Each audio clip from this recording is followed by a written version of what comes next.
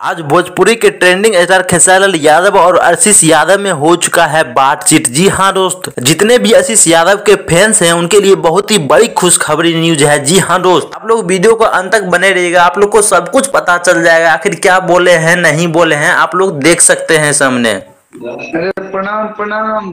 कैसे है कल बाबा? अरे एकदम आशीर्वाद। कल आपका ट्रेलर देखे थे।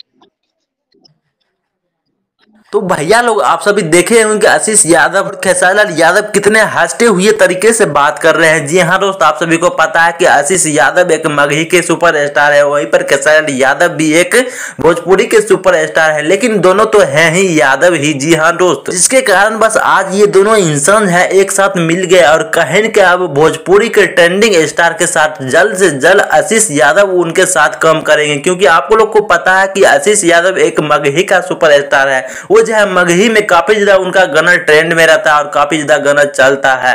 वहीं बात करें खेसारी लाल यादव तो भोजपुरी में सबसे बड़ा सुपरस्टार है, लेकिन आज तो दोनों में बातचीत हो गया है। अब जो है कहीं कहीं भोजपुरी में भी सुपरस्टार मगही का सुपरस्टार बन जाएगा। इसे दोस्तों आपको क्या लगता है कि मगही के सुपरस्टार को भोजपुरी के सुपरस्टार बनना चाहिए या नहीं बनना चाहिए? आप सभी कमेंट में बताइएगा।